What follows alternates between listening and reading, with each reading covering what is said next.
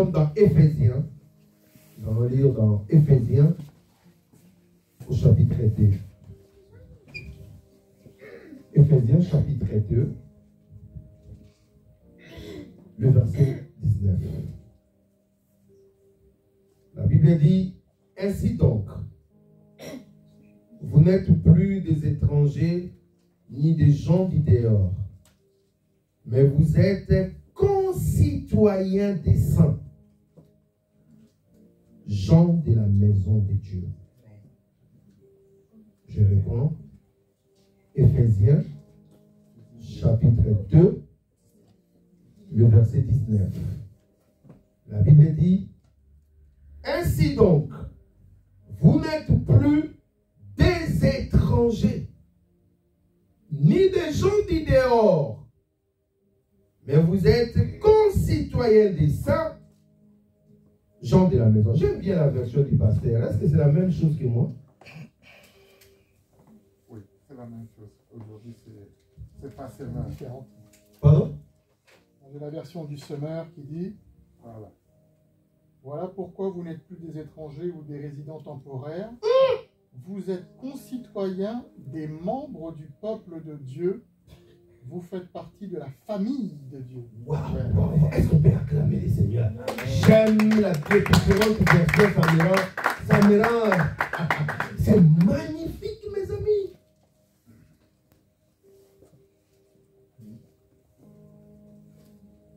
Nous sommes le premier jour de 2025. On n'a même pas encore fait une heure depuis qu'on est en 2025. Et la première parole que le Seigneur est en train de nous dire, vous êtes des citoyens du ciel. C'est magnifique, hein? Il dit ainsi donc, vous n'êtes plus des étrangers. Lorsqu'un Français me regarde, il dira, celui-là, c'est un étranger. N'est-ce pas vrai? Mais le jour où je vais obtenir ma nationalité, il ne me dira plus jamais, c'est un étranger. Il dira, c'est un Français. Pourquoi? Parce que je me suis naturalisé. Dans un pays, il y a des étrangers. Il y a aussi les gens du pays. C'est pour cela, dans la version de notre bien-aimée Valérie, on dit, vous n'êtes plus des résidents temporaires. Résident temporaire veut dire quoi? Résident de quelque temps. Non!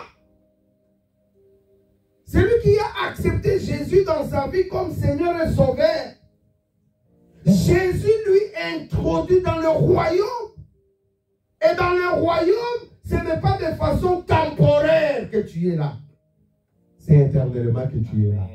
Oh, dis à ton voisin, j'entre pour l'éternité.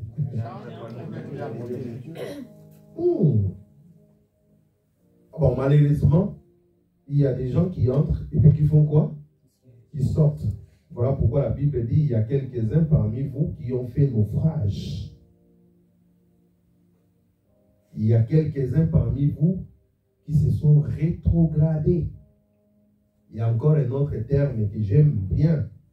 Il y a quelques-uns parmi vous qui sont tombés dans l'apostasie, l'abandon de la foi. Ce n'est pas pour ces gens que je suis en train de parler. Moi, je parle pour toi et pour moi. Jésus a fait de nous concitoyens du ciel. Il nous a fait entrer dans la maison de Dieu. J'aime beaucoup ce qui est écrit dans la version sévère. Il nous a fait entrer dans la famille de Dieu. Tu n'étais pas de cette famille, mais on t'a fait entrer dans cette famille. Oh yeah. Donc, étant concitoyen du ciel, notre constitution est au ciel. Tout ce qui m'appartient, c'est au ciel.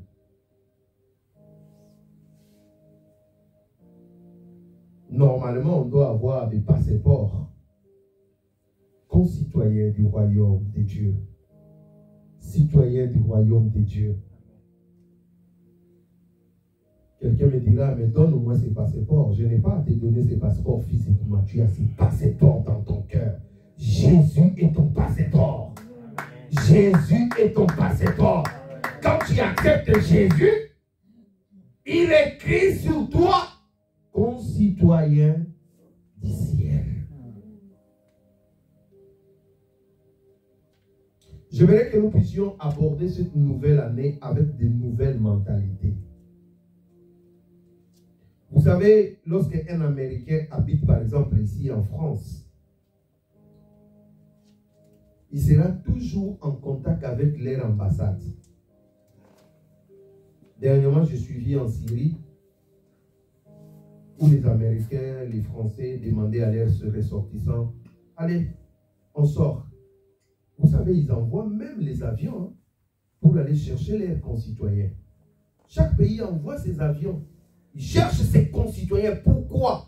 On ne peut pas laisser nos concitoyens mourir là-bas. L'État, le gouvernement est obligé de faire quoi? De faire quelque chose. Ça, c'est les hommes. À combien plus forte raison ton Dieu à toi?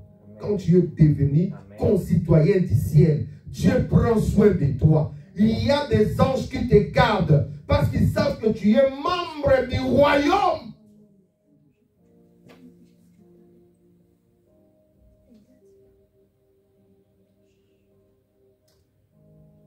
Il faut que nous abordons cette nouvelle année avec de nouvelles mentalités. Beaucoup sont dans le royaume, mais ils sont entre-temps dans le monde. Un pied dans le royaume, un pied dans le monde. La Bible dit, celui qui est ni chaud ni froid, je ferai comment? Je le fourmirai. Dieu n'aime pas des gens comme ça. Dieu aime, soit tu lui appartiens, ou soit tu ne lui appartiens pas. Mais quand tu navigues entre les deux eaux, Dieu te rejette.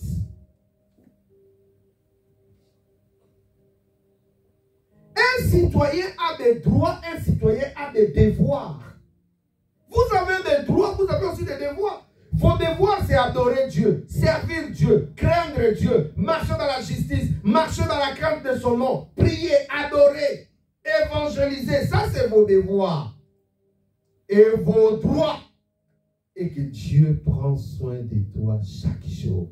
Voilà pourquoi quand quelqu'un connaît ses droits, il peut rejoindre David qui dit, l'Éternel est mon berger, je ne manquerai de rien. Il me fait reposer dans de verts pâturages, il me dirige près des eaux paisibles, il restaure mon âme, il me conduit dans les sentiers de la justice à cause de son nom. Quand je marche dans la vallée de l'ombre de la mort, je ne crains aucun mal, car tu es avec moi. Ta houlette et ton bâton me rassurent. Tu dresses devant moi une table en face de mes adversaires. Tu oins ma tête et ma coupe déborde. Oui, le bonheur et la grâce m'accompagneront et j'habiterai dans la maison de l'Éternel pour les jours jusqu'à la fin de mes jours.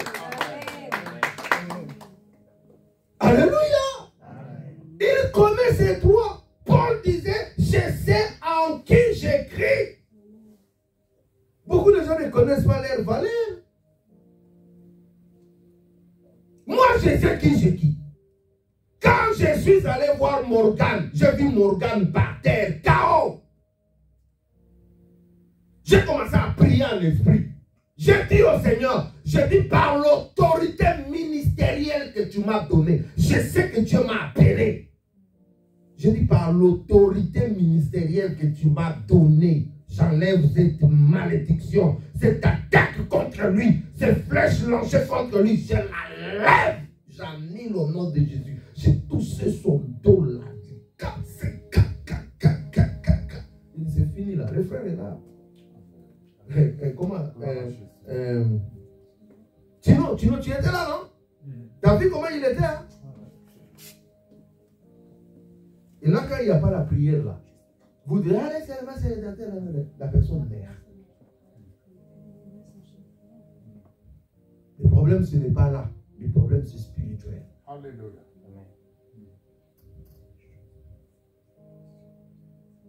Étant citoyen du royaume, tu as des droits. Dieu ne peut pas te laisser mourir comme ça. Parce que le psalmiste dit, j'ai été jeune, j'ai vieilli, je n'ai pas vu un juste abandonné. Non seulement lui, mais il dit, ni sa postérité mendiant son père. Dieu n'abandonne jamais son enfant. Même si son enfant tombe, la Bible dit, cette fois le juste tombe, cette fois Dieu le fait comment? Le relève. Mes frères et sœurs, nous sommes des citoyens du ciel. Mettez ça toujours dans votre tête. Le monde ne nous appartient pas. Et ça ne nous intéresse pas. Le monde ne m'intéresse pas. Ce qui m'intéresse, c'est aller rejoindre mon royaume. Oh my God. Ce qui m'intéresse, c'est aller rejoindre mon royaume.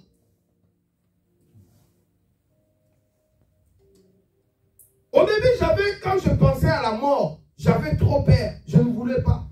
Je disais, oh non. Mais maintenant, je m'en fiche, mes frères.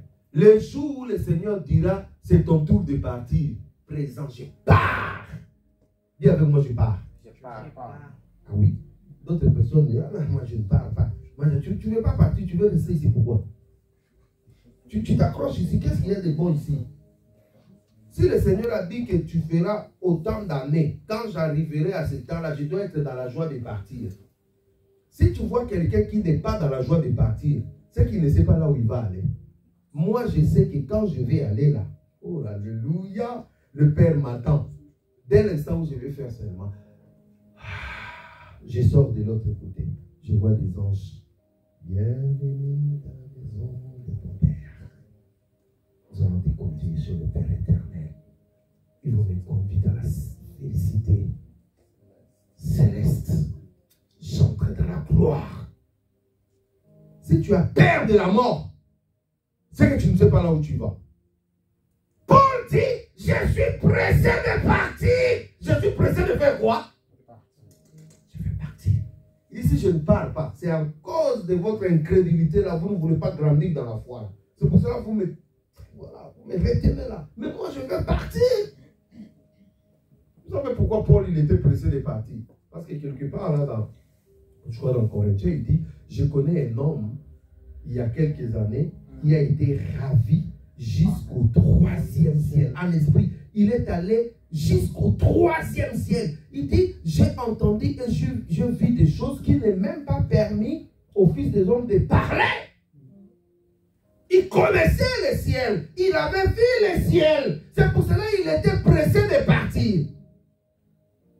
Tu vois quelqu'un, il a acheté sa voiture, il a acheté sa petite maison là. Il ne veut plus partir. Oh Seigneur, laissez-moi vivre. Hé, mon ami. Là-bas au ciel, là, il y a plus que ça. Tu ne comprends pas.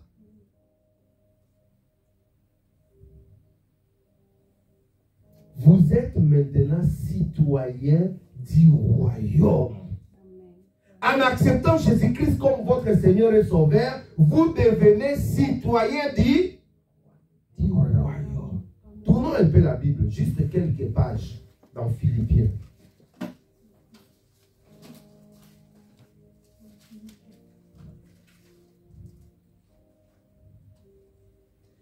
Dans Philippiens, au chapitre 3, verset 20. Philippiens, chapitre 3, le verset 20. La Bible dit, Philippiens, chapitre 3, le verset 20, la Bible dit, mais notre cité à nous est dans le ciel, d'où nous attendons aussi comme sauveur le Seigneur Jésus-Christ, qui transformera les corps de notre humiliation en les rendant semblables au corps de sa gloire, par le pouvoir qu'il a d'assujettir toutes choses. Nous disons Amen. Amen. Paul dit, notre cité à nous est où? Aux États-Unis, en Australie, Dans les cieux. en Amérique du Sud. Dans les cieux. Notre cité à nous, c'est où? Dans les cieux. Oh non, moi, ma cité, c'est Bretagne. Non, non, non. La Bretagne, ce n'est pas ta cité. Oh, moi, ma cité, c'est la Guyane. Ce n'est pas la Guyane. Oh, moi, c'est la Colombie. Oublie la Colombie. Oh, nous, vraiment, on va rentrer au Congo. Tu ne vas pas rentrer au Congo. Notre cité à nous, c'est où? Les grands continents, là. Cameroun, oubliez. Ah, nous, c'est la Côte d'Ivoire. Côte d'Ivoire. Oubliez Côte d'Ivoire.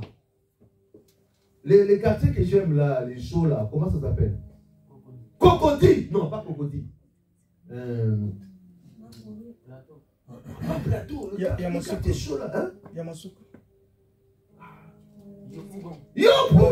Oubliez Yopougon. Oubliez Yopougon. Alléluia. Nous, vraiment, c'est Luanda, Luanda. Oubliez Luanda, c'est terminé. Notre cité, c'est où? Notre cité, c'est dans le ciel. Pourquoi? Pourquoi notre cité est dans le ciel?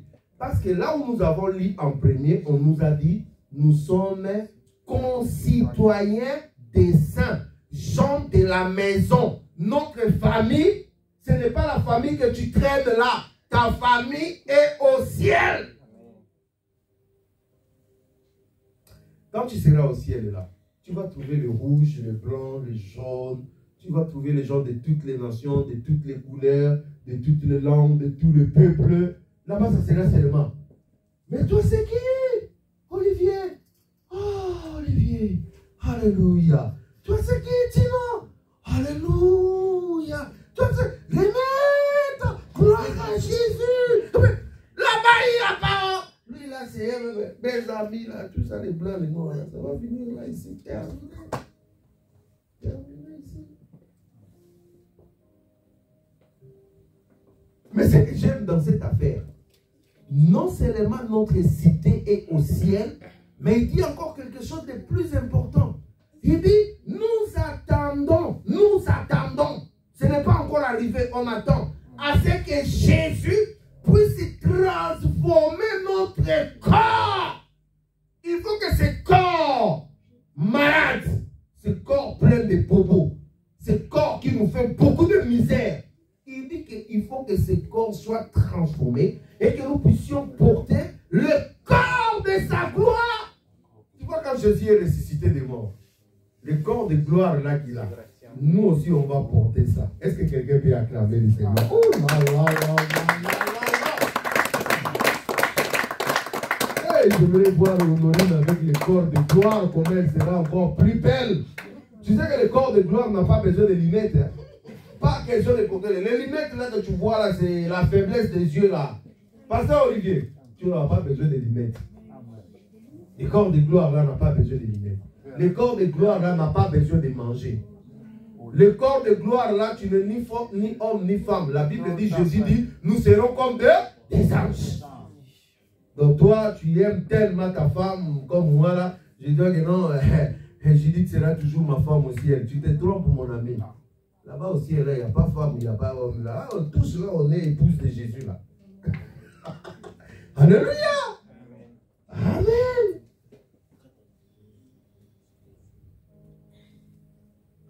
Si un mari te dit que je vais t'aimer jusqu'à l'éternité, là, il te trompe. À l'éternité, là, tu ne seras pas sa femme. Ça va se limiter ici sur la terre. Après, là-bas, c'est une autre chose. Le corps de gloire n'a pas besoin de manger. Il n'y aura pas la soupe. Oh, j'ai faim. Oh, c'est